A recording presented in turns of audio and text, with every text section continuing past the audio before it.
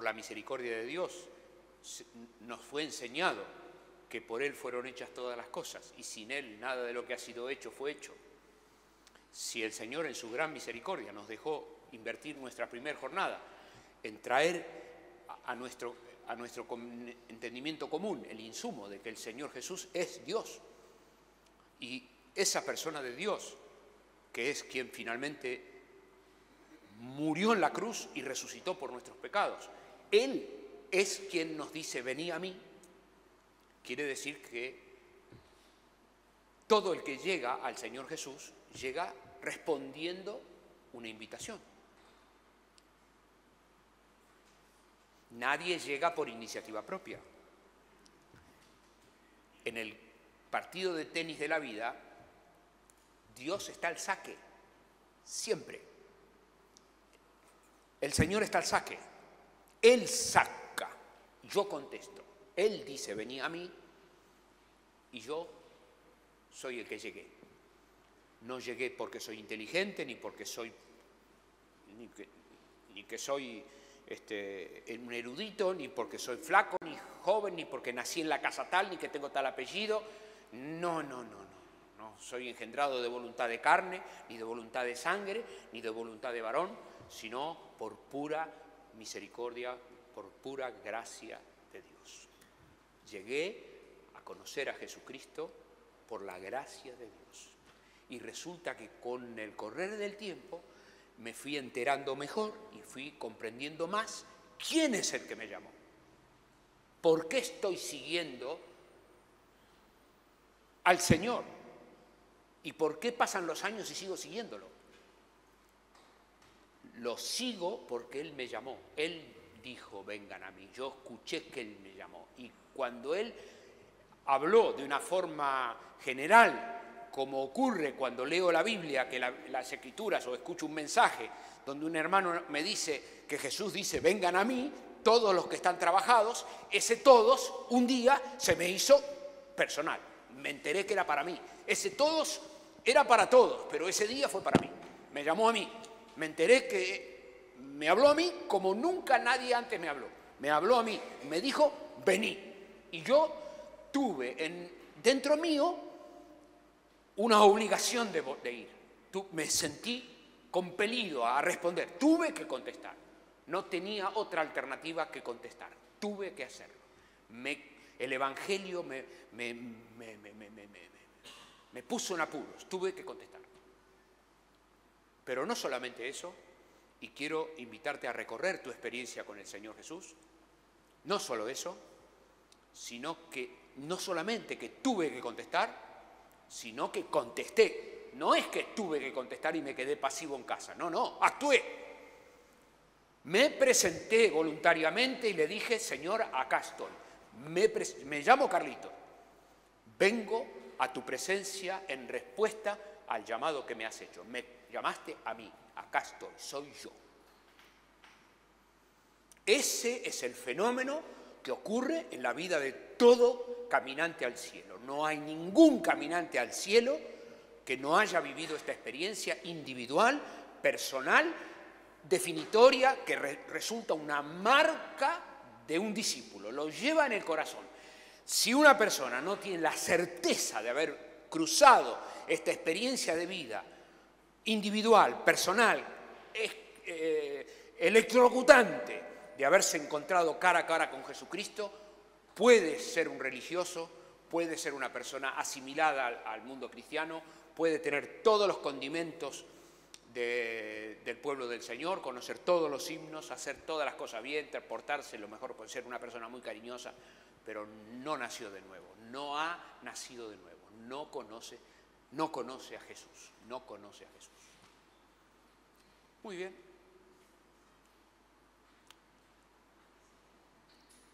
De modo que la persona que está siguiendo al Señor Jesús es alguien que ha sido llamada y es alguien que está respondiendo a un llamado. Mire, mi hermana, yo le convido a que usted se valga de esto que estoy hablando, de este recorrido, para su gozo en sus devocionales, cuando usted está solita, cuando usted está solito. Porque acá viene la fortaleza del pueblo del Señor. Esta es la fortaleza, esta es la riqueza. Lo que estamos hablando es como pasa cuando tenemos un niño en casa y el niño tiene 5, 6, 7, 8, 9 años y el niño un día le va a preguntar a la mamá de dónde nació, cómo nació. Algún día va a pasar, la conversación esa va a pasar y la nena le va a decir a la mami y la mami le va a sacar unas fotos y le va a mostrar la panza y le va a decir, mirá, vos estabas acá en la panza de la mami. Y para la autoestima de esa nena es profundamente sanador enterarse de su origen y que la mamá le dice, sí, vos naciste, yo soy tu mamá, y ese vínculo. Y bueno, al pueblo del Señor, en días de tribulación, en días de adversidad, en días de dificultad, en días de guerra espiritual, le hace muy bien volver a la devoción, a decirle al Señor, Señor, yo te sigo porque vos me llamaste. Yo no estoy acá de casualidad, no estoy perdido, yo estoy bien encontrado, yo estoy muy bien encontrado, yo no estoy perdido. No, el que me sigue no anda en tinieblas, decía el Señor Jesús. No, no está en tinieblas, no está perdido, no, está bien encontrado. Yo he sido encontrado por tu gracia. Me llamaste y yo contesté. Me llamaste y contesté. Y hay una tercera más. Me llamaste, contesté y acepté las condiciones. Acepté las condiciones. El discípulo acepta las condiciones. ¿Cuáles son las condiciones? Tomad mi yugo sobre vos, aprended de mí, que soy manso y humilde de corazón, vas a hallar descanso para tu alma. Vengan a mí todos los que están trabajados y cargados, yo los voy a hacer descansar. Tomen mi yugo sobre ustedes, aprendan de mí.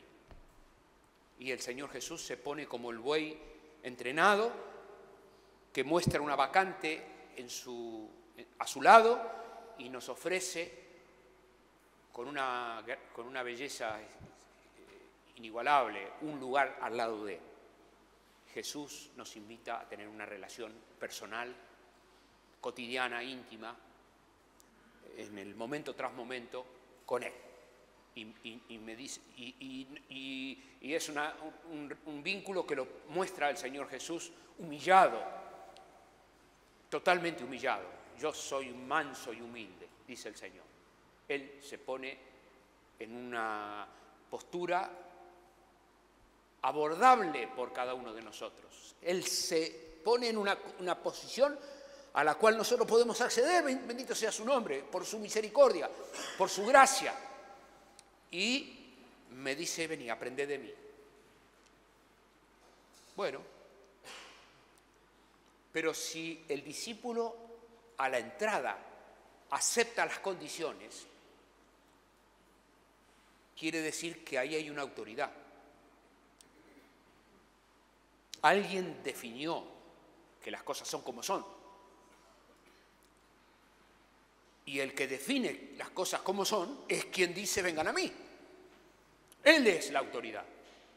Y él es el que define el procedimiento y define las maneras, las formas, las define él. Vengan a mí los que están trabajados y cargados, yo los voy a hacer descansar. Y ahora viene un recorte. Y el recorte es, esto lo vamos a hacer así. Y quien en cualquier tramo de la vida dice, esto lo vamos a hacer así, ese es una autoridad. O sea, un papá en una casa dice, esto lo vamos a hacer así. Una mamá en una casa, ¿qué dice? Esto lo vamos a hacer así. Y el jefe en el trabajo, ¿qué hace? Esto lo vamos a hacer así. Y el que aplica la ley civil en el manejo de la democracia, en el manejo de la sociedad, ¿qué dice? Esto lo vamos a hacer así. Es la autoridad. Todo el que dice esto lo vamos a hacer así, es la autoridad. Es una autoridad. Bueno, nos hace muy bien detenernos un poquito en este asunto de la autoridad para recordar que en el universo Dios es la fuente de toda autoridad, le corresponde. Él es digno de la sumatoria de toda autoridad, porque Dios es santo, que quiere decir que es misericordioso y justo a la vez, y Él ejerce la autoridad sin excesos, y la ejerce a los fines sanos, a los fines buenos, Dios no se aprovecha de la autoridad. No, porque es santo. Y el Apocalipsis nos encuentra a todos nosotros integrados en un coro eterno, diciendo: digno eres de asumir el poder, la majestad, el imperio, la potencia. Vos sos digno de ejercer autoridad, vos sos el único capaz de ejercer autoridad sin corromperte. Bueno, la historia de las Escrituras nos muestran que el mundo fue creado por Dios para la existencia de una sola autoridad. Este domingo, en el recorrido, en el mensaje de la mañana, estuvimos viendo acerca de la única palabra que Dios dio y que después apareció una segunda palabra. Bueno, ese concepto de la palabra, esa palabra es lo mismo, puede ser totalmente asimilable a esta idea, a este recorrido acerca de la autoridad, porque la palabra de Dios y su autoridad están totalmente identificadas. Y hasta que en el mundo apareció una segunda autoridad. Y hoy en el universo, en el mundo, hay dos autoridades. Una es la palabra de Dios y otra es la autoridad que rige sobre todos los hijos de desobediencia, todos los que caminan en el camino de la desobediencia. Las Escrituras dicen que nacemos con un corazón desobediente a Dios y nuestra vida tiende a tener dentro de sí una doble conciencia de autoridad, y tengo en mí una autoridad dividida. Tengo una autoridad dividida hasta el día que me encuentro con el Señor Jesús. Un discípulo del Señor Jesús es compelido por la presencia del Espíritu Santo a elegir a quién va a servir. Se ve obligado a darse cuenta que naturalmente tiene la tendencia a dividir la autoridad, pero ahora hay uno que se le puso delante y le dijo: ¿estás cargado? ¿Estás cansado? Vení, yo te voy a hacer descansar. Lleva mi yugo sobre vos y aprendé de mí. Dos autoridades no, una autoridad. Aprendé de mí. Y el aprendizaje al cual se refiere el Señor Jesús es un aprendizaje que apunta a mi carácter.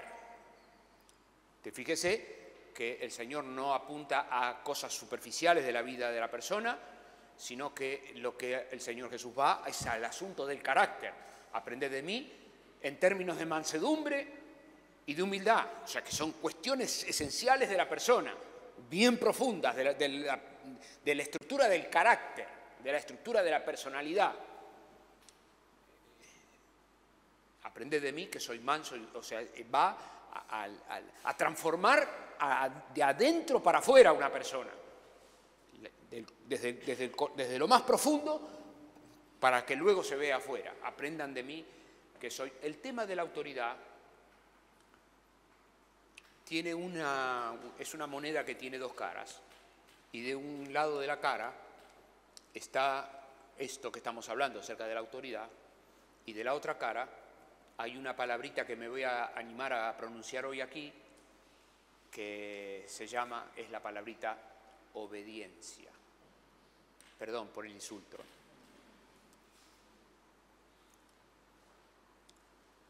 No hay autoridad sin obediencia. Podemos hablar del Señor Jesús y de Dios y del Espíritu Santo y podemos pasarnos horas. Pero si nuestro hablar y nuestras articulaciones ideológicas y teológicas no tienen un correlato posterior en hechos concretos que se traducen en unas cosas evidentes, que muestran una determinación de vida en apego a la autoridad, si la autoridad no tiene una contraparte de obediencia, vengo a ser como címbalo que retiñe, vengo a ser como metal que resuena y címbalo que retiñe. O sea, no hay cómo. Lo que el Señor Jesús está hablando ese día es un versículo, es una convocatoria que ha de transformar la vida de una persona, como damos vuelta una media, totalmente, absolutamente. La orientación general de la vida de una persona cambia rotundamente, totalmente, porque quien me llama es el dueño del mundo, es el dueño del universo, y Él se baja a ponerse a la altura como para decirme, pero vos vení acá, pegate acá, aprended de mí. Y eso me dice dos cosas. Me dice que Él es el maestro y me dice que yo soy el que obedezco. No hay mucho, no es muy difícil, o sea, esto no es muy difícil. De modo que aceptar las condiciones es aceptar que yo estoy en la vida siguiendo al Señor Jesús para... Tengo que volverla a decir, perdón, tengo que volverla a decir. La digo rapidito. Bueno, Romanos capítulo 1, vamos. ¿Quiere leer conmigo? Vamos juntos. Vamos, Pablo, siervo de Jesucristo, llamado a ser apóstol. Mire lo que dice acá, Dice, mire lo que dice. ¿Cómo? ¿Cómo dice? Apartado. Esto es lo que estamos hablando. Apartado. Que en otras maneras de hablar es llamado a ser santo. Que es esto mismo, lo mismo. Apartado. Apartado. Esto es de lo que estamos hablando. Esta es una experiencia individual, personal, de alguien que se da cuenta que se lo está llamando de entre una multitud para seguir a otro. Apartado. ¿Y cómo sigue? Apartado para el Evangelio de Dios, que Él había prometido antes por sus profetas en las Santas Escrituras. Y ahora dice, ¿qué es el Evangelio de Dios? Vamos, el versículo 3. Ayúdeme, lea en voz alta, vamos.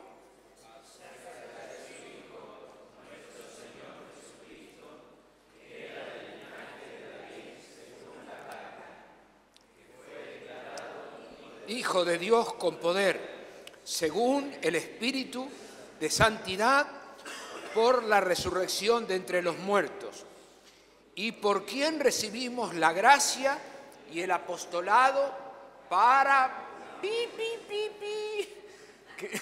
¿Para qué? ¿Cómo dice ahí? Para... a la fe en todas las naciones, por amor a su nombre, entre las cuales estáis también vosotros, llamados a ser de Jesucristo, a todos los que están en Roma, amados de Dios, llamados a ser santos, gracia y paz a vosotros, de Dios nuestro Padre y del Señor Jesús. Una introducción bellísima que el apóstol hace a los hermanos, se hace una síntesis del Evangelio, del mensaje por el cual han llegado a conocer al Señor, y el apóstol habla, habiendo hecho el recorrido anterior, parece como que se ilumina más la palabra al comprender que estamos llamados a obedecer el Evangelio.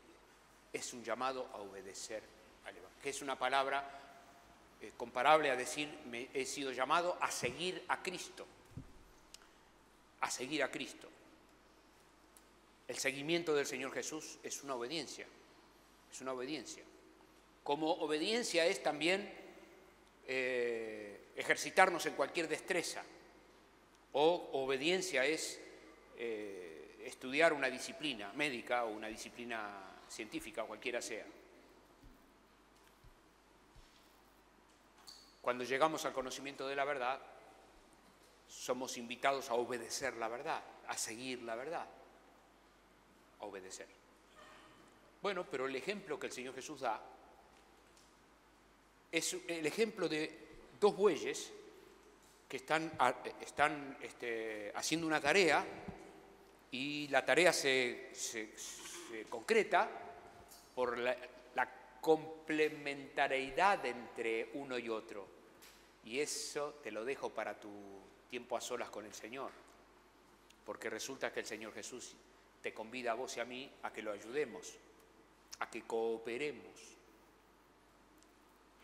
Y esa cooperación es una cooperación explícita que está en el Nuevo Testamento, dicha en todos los idiomas, está puesta de todas formas. Dios ha dispuesto que la predicación del Evangelio va a ocurrir a través de personas y que la proclamación de la verdad va a ocurrir a través de personas y que el testimonio cristiano va a ocurrir a través de personas y que la comunidad de fe va a ser una expresión más de la creación que el Padre tuvo. Dios inventó una comunidad para expresar su carácter. Y las comunidades de fe estamos en la vida para ninguna otra cosa que para la gloria de Dios. Estamos para mostrar la gloria de Dios, para mostrar el carácter de Dios, para mostrar la bondad, la misericordia de Dios, para mostrar el carácter santo de Dios.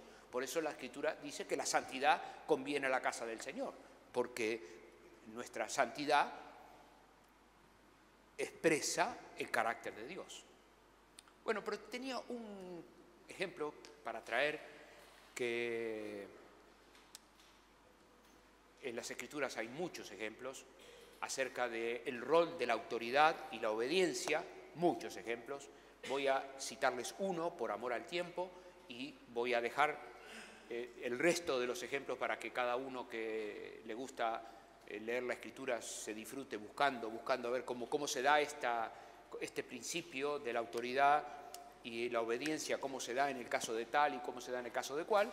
Yo les voy a convidar a que vayamos a un caso en el libro del Génesis y de uno de los personajes del Antiguo Testamento. Este principio se verifica en todos los casos que se ha enaltecido el Señor Jesús. Quiero aprovechar para recordarles que el año pasado, en la capacitación del año pasado, estuvimos en torno al asunto de la consejería, del aconsejamiento cristiano. Y en uno de los encuentros hicimos foco en la verdad. Y en ese encuentro, cuando hicimos foco en la verdad, dijimos que la verdad tiene correspondencia con la realidad y es coherente. Que la verdad tiene correspondencia con la realidad y es coherente. Y esto es lo que tiene la palabra. Un principio de la palabra de Dios se continúa verificando desde el primer versículo al último, a las historias que quiera. Usted busca un principio de la palabra y lo va a poder verificar acá, y va a encontrarse con que lo que se dice al cierre del Nuevo Testamento tiene que ver con lo que se explicó al comienzo y se cierra un ciclo al cierre del Nuevo Testamento de cosas que se fueron abriendo en el Antiguo Testamento. Por eso es que, estando en torno a la invitación que el Señor Jesús nos hace para venir a Él y tomar su yugo sobre nosotros y aprender de Él, que Él es manso y humilde, para hallar descanso a nuestra alma, porque su yugo es fácil y ligera mi carga, quiero invitarte a leer el libro del Génesis. Y en el Génesis hay un episodio de los tantos otros que vos vas a encontrar, porque esto, como te repito, esto está totalmente verificado en los casos que quieras. En el capítulo 6 del Génesis aparece la historia de Noé, séptimo desde Adán. Verso 13, dijo pues Dios a Noé, le dijo Dios a Noé: he decidido el fin de todo ser, porque la tierra está llena de violencia a causa de ellos, y aquí que yo los destruiré con la tierra. Hazte un arca de madera de gofer. Harás aposentos en el arca y la calafatearás con brea por dentro y por fuera. Y de esta manera la harás: de 300 codos de longitud del arca y 50 codos su anchura y 30 codos su altura. Una ventana harás al arca y la acabarás a un codo de elevación por la parte de arriba, y pondrás una puerta del arca a su lado y le harás piso abajo, segundo y tercero. Y aquí que yo traigo un diluvio, aguas sobre la tierra para destruir toda carne en la que haya espíritu, de debajo del cielo todo lo que hay en la tierra morirá. Mas estableceré mi pacto contigo y entrarás tú, tus hijos, tu mujer y las mujeres de tus hijos contigo. Y todo lo que vive y toda carne, 2 de cada especie meterás en el arca para que tengan vida contigo, macho y hembra serán. De las aves según su especie, de las bestias según su especie, de todo reptil de la tierra según su especie, y 2 de cada especie estarán contigo, entrarán contigo para que tengan vida. Toma contigo todo alimento que se come, almacénalo y servirá de sustento para ti y para ellos. Verso 22, podemos leer juntos si querés. Y lo hizo así Noé. Hizo conforme a todo lo que Dios le mandó. Ahí hay autoridad y ahí hay obediencia. Eso es, esto que estoy hablándoles está en todo el Antiguo Testamento, una, otra y otra. Hizo conforme a lo que Dios le... Y me gusta que nos ayudemos a recordar que Dios le dijo, vas a hacer un arca. Dios le dijo, va a haber un diluvio y yo voy a intervenir y tengo previsto que vos hagas un arca y el arca que vas a hacer va a ser así, así, así y así. Una ventana acá, una puerta allá. Opiniones de Noé, 0. ¿Qué opinión le pidió? 0. Opiniones, participación, 0. El vínculo, ¿qué es el vínculo? El vínculo es un vínculo bien asimétrico, bien asimétrico. Lo conversamos el jueves pasado, del vínculo asimétrico. Bueno, ahora, eso que dijimos el jueves pasado, así como quien no quiere la cosa, ahora es un vínculo bien asimétrico, que Dios dispuso, y Noé hizo todo conforme a lo que Dios le mandó. ¿Qué más? Buscate de los animales un macho y una hembra, y otro para que tengan vida. Y tu esposa, tu hijo, va a entrar al arca. Y pim, pum, y Noé tenía anotaba. Opiniones, 0. Mi vecino, ¿qué te parece? 0. ¿Y qué pasó? Hizo conforme a lo que Dios le mandó. ¿Qué es eso? Obediencia. Eso es obediencia. Si yo fuese un profesor de una escuela primaria, te recomendaría escribir 100 veces en un cuaderno la palabra obediencia. Obediencia, obediencia, obediencia. Como no la usamos tan poco, hace tanto que no la pronunciamos, que no se la decimos a los chicos o a los jóvenes o a los adolescentes, que bien nos haría una sobredosis para equilibrar un poquito nuestra dieta. Lo cierto es que no hay discipulado posible sin obediencia. Está claro, ¿no? Bueno, vamos a jugar. A mí me gusta jugar y no me quiero ir de este versículo sin darme el gusto de hablarles del señor Stradivarius.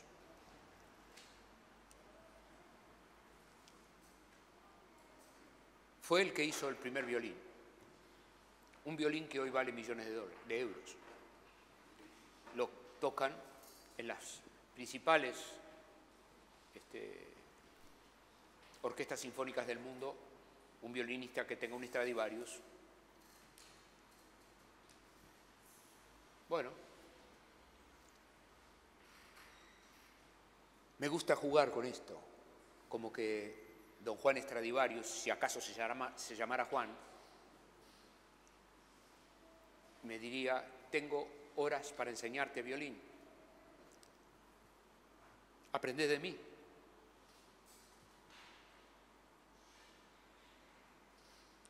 ¿Cómo iría a la clase? Y 20 minutos antes, 15 minutos antes estaría en la puerta de la clase. Me dio 20 minutos, me dio 30 minutos. No perdería, iría atento, preparado, intenso, a sacarle el jugo, a preguntarle todo. Y cuando me dice, mira, pon el dedo así, un poquito así, el codo, ¿qué me saldría? Gracias.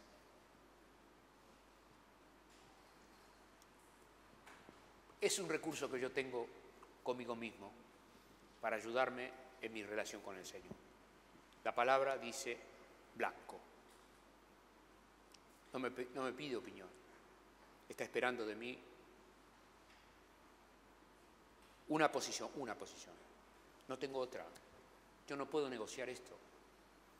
Y querido hermano, por favor, comprendamos que esta es la gracia de Dios. Obra así. La misericordia de Dios nos ha convidado a entrar, a tener un vínculo con el dueño del mundo. Y hay quien pisotea la sangre de Cristo. Usted deje que el otro pisotee, déjelo, que la pisotee. Solo que no lo contagie a usted. Solo que usted no entre en el juego. Solo que usted no entre a negociar la sangre del Señor Jesús. Nada más. Usted asegúrese que usted está en el vínculo. ¿Por qué? Porque va a haber una transferencia de autoridad. Y ahora voy ahí. El Nuevo Testamento nos explica a todos los creyentes que Dios ha derramado dones a la Iglesia.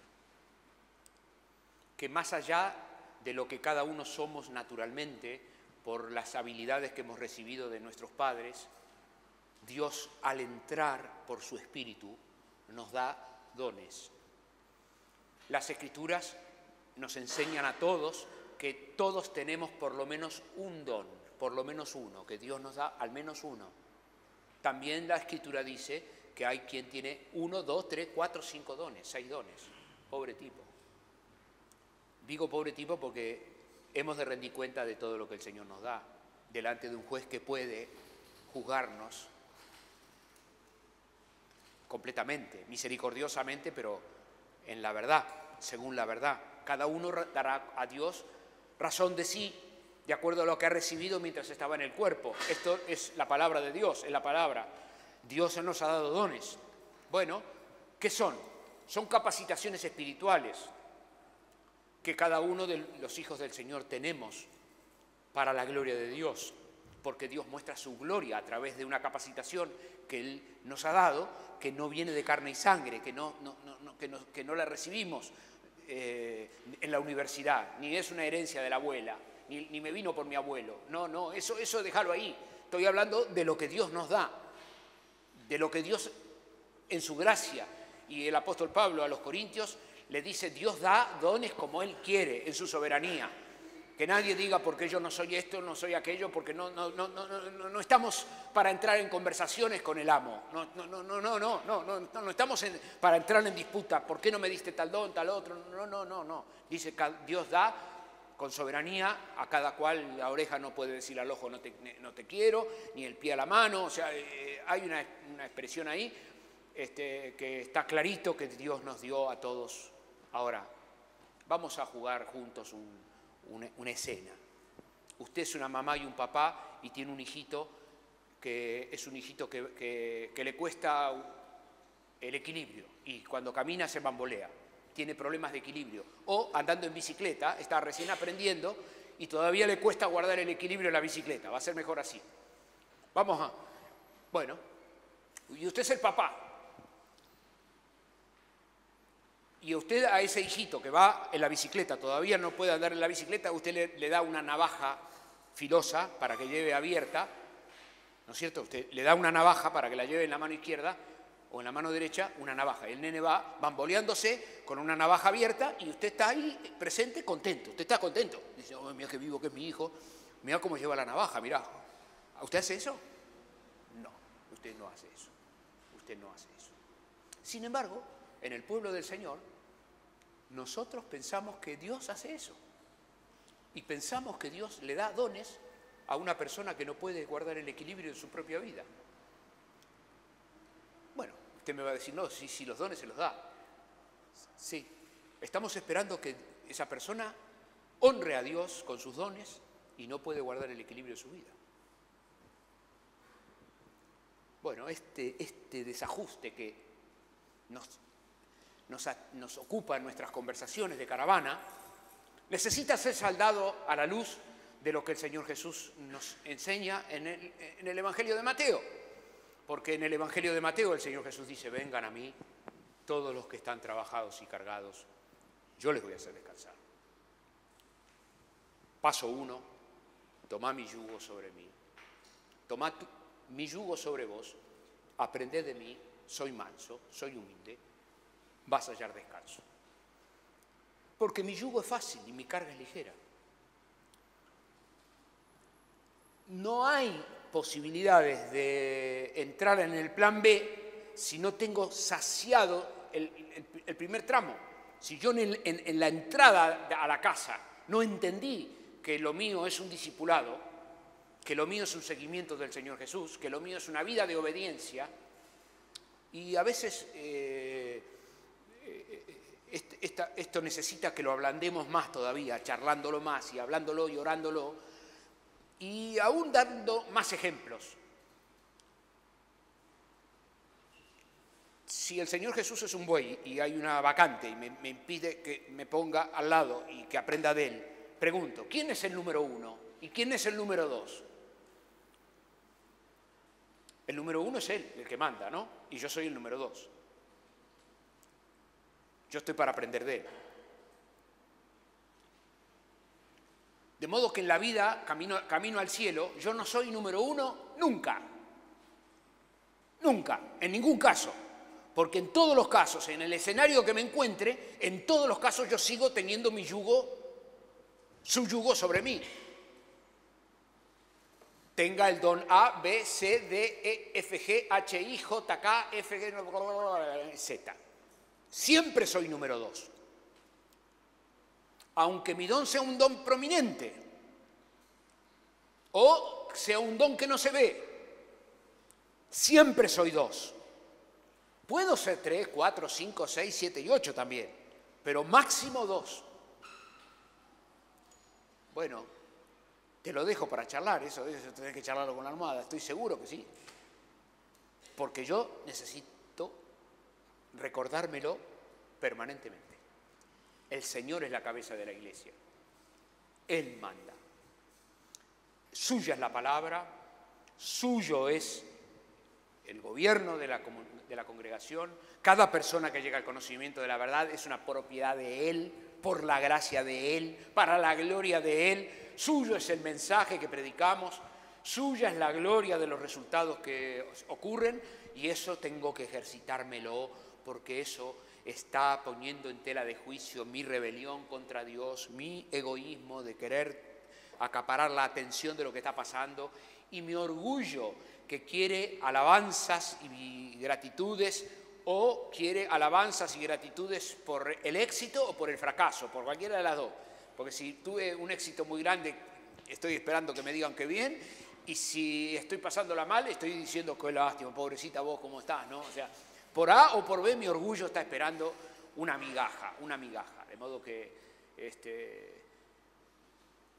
la autoridad reclama obediencia, y es a una persona que está en obediencia a la cual el Señor le delega dones. Y está esperando, el Señor está esperando que su pueblo ejerza con toda autoridad los dones que el Señor Jesús nos ha delegado a todos, pero no hay autoridad que no esté sujeta a autoridad. No la hay. No hay autoridad que no esté sujeta a autoridad.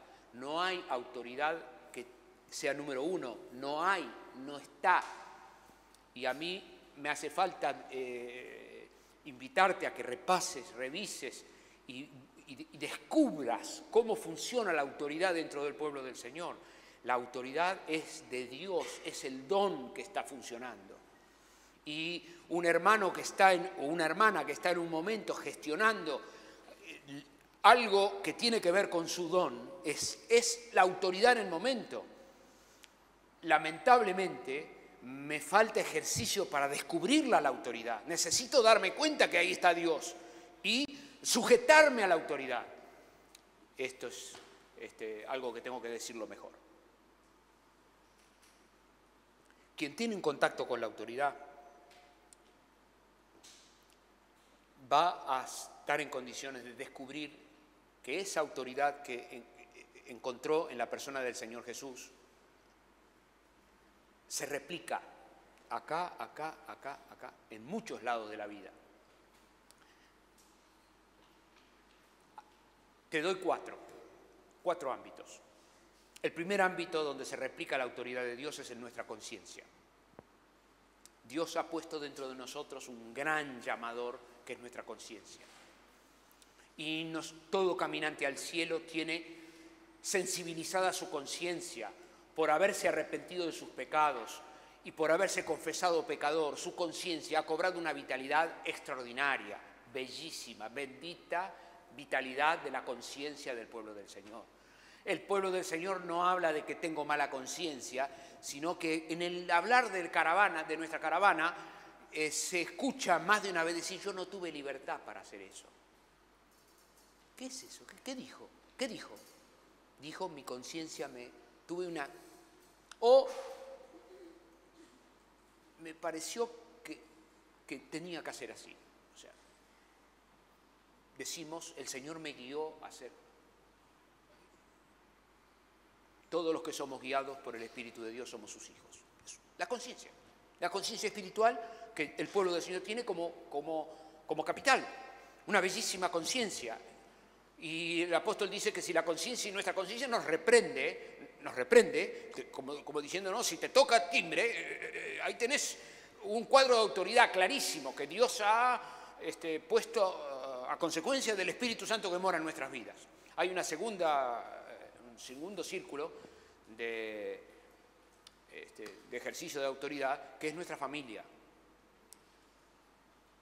Hijos, obedezcan, hijos, en el Señor a vuestros padres. Hijos, obedezcan en el Señor a vuestros padres, porque eso es justo. Eso le habla a los menores.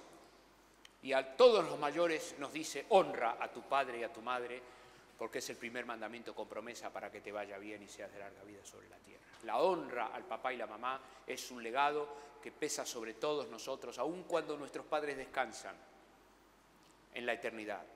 Honra a tu papá y a tu mamá. ¿Qué es eso? Eso es una frontera que el Señor ha puesto para nuestro provecho, para nuestro bien. Somos discípulos, gente que está entrenada para obedecer. Estamos entrenados para obedecer. Hay una tercera frontera que el Señor ha puesto, que son las leyes civiles y penales del país. Es una frontera que el pueblo del Señor estamos llamados a honrar al Rey, a dar al César lo que es del César y a Dios lo que es de Dios. Esto está en las Escrituras. Y hay una cuarta frontera que es la Iglesia, el pueblo del Señor. Todos nosotros estamos sujetos el uno al otro.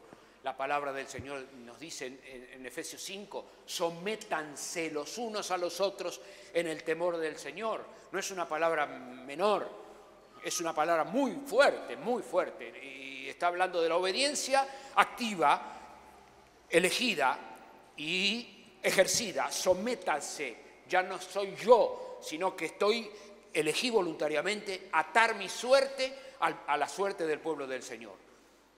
Y en el capítulo 4 de Efesios, al cierre del capítulo 4, el apóstol Pablo arranca con el asunto de sométase los unos a los otros en el temor del Señor, de modo que nadie de nosotros le dice al otro, vos te tenés que someter.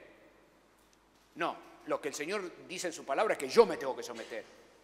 Y el otro que lea, y que entienda, y cada cual entiende y sabe lo que tiene que hacer, cada uno sabe lo que tiene que hacer. Porque luego, al renglón seguido, dice, las casadas estén sujetas a su marido, como el marido está sujeto a la cabeza que es Cristo. O sea, hay un entrelazamiento de sujeciones para que funcione el cuerpo de Cristo, para que funcione la familia, para que los hijos se críen en armonía y para que quede atacado de muerte la rebelión, el egoísmo y el orgullo. La rebelión, el egoísmo y el orgullo. A la comunidad de los creyentes, las Escrituras dicen, obedezcan a sus pastores, porque ellos van a rendir cuenta de cada uno.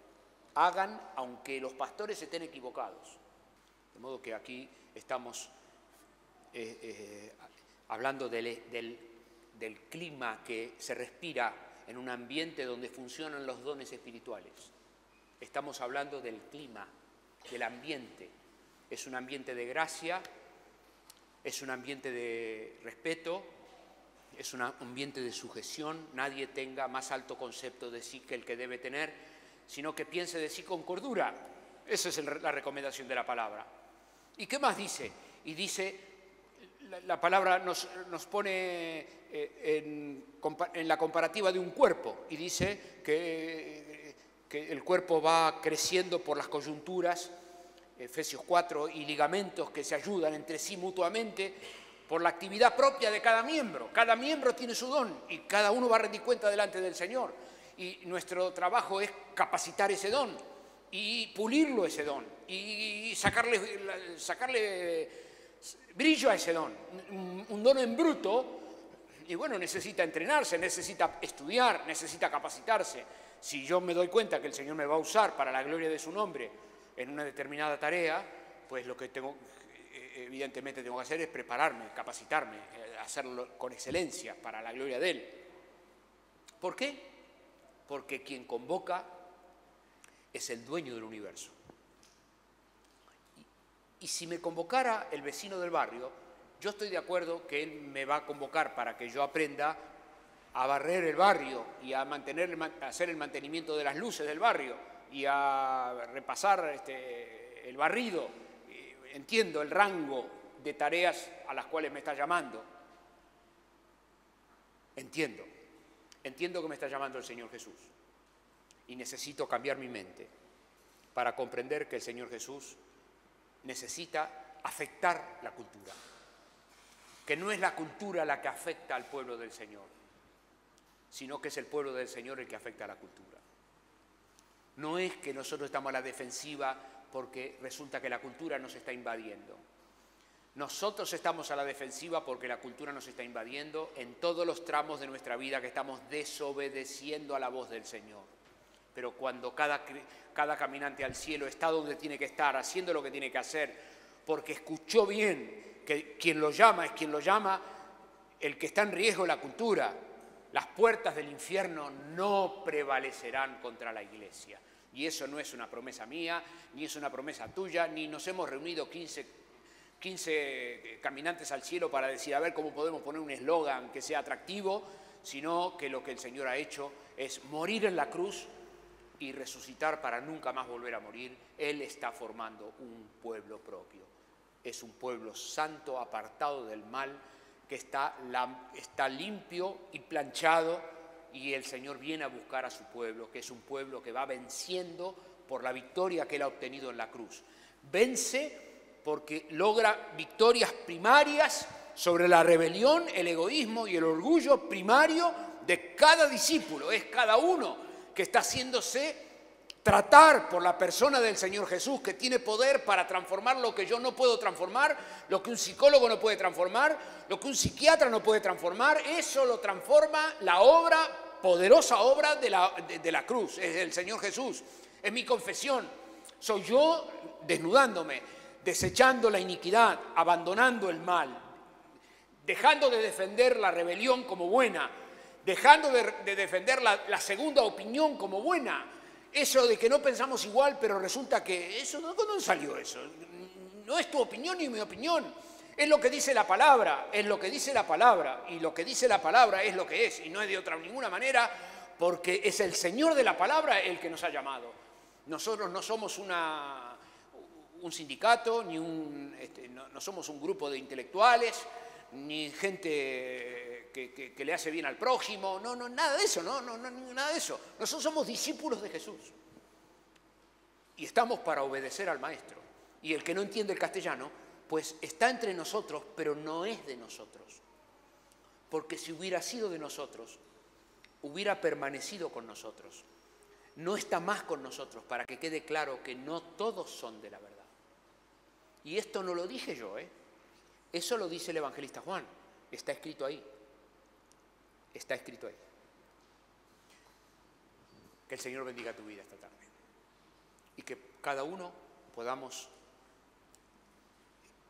resolver estoy totalmente claro que estoy hablando de un asunto muy contradictorio, terriblemente contradictorio. Me encantaría que lo domines, que elijas atesorarlo y meditarlo y decir esto es ser de Cristo, ser de Cristo. ¿Qué quiere decir ser de Cristo? ¿Qué quiere decir ser lleno de toda la plenitud de Dios?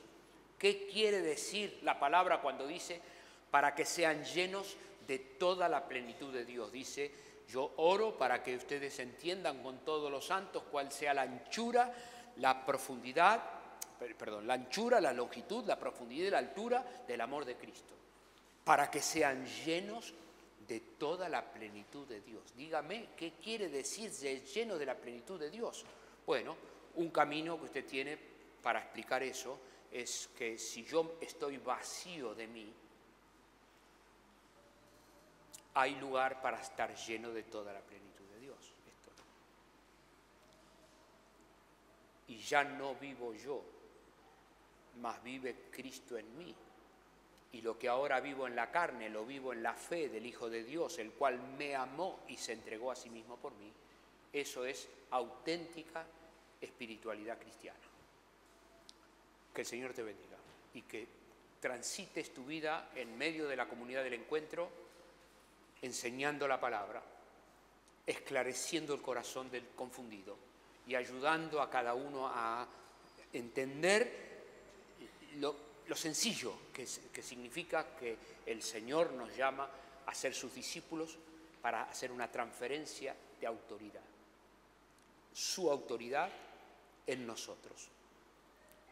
Él, y termino con esto, nos dice, las Escrituras en Filipenses el capítulo 2, el apóstol Pablo dice, haya en ustedes el mismo sentir que hubo en el buey del costadito, que siendo en forma de Dios se hizo dos. Haya en ustedes el mismo sentir. Una belleza extraordinaria. Te convido que a la luz de esto vengas conmigo, vamos a leer un párrafo de la Escritura, 2 Timoteo. Pablo, apóstol de Jesucristo por la voluntad de Dios, según la promesa de la vida que es en Cristo Jesús, a Timoteo, amado hijo, gracia, misericordia y paz de Dios Padre y de Jesucristo nuestro Señor. Doy gracias a Dios, al cual sirvo desde mis mayores con limpia conciencia, de que sin cesar me acuerdo de ti en mis oraciones noche y día, deseando verte al acordarme de tus lágrimas, para llenarme de gozo, trayendo a la memoria la fe no fingida que hay en ti, la cual habitó primero en tu abuela Loida y en tu madre Eunice, y estoy seguro que en ti también. Por lo cual te aconsejo que avives el fuego del don de Dios que está en ti por la imposición de mis manos, porque no nos ha dado Dios un espíritu de cobardía, sino de poder, de amor y de dominio propio.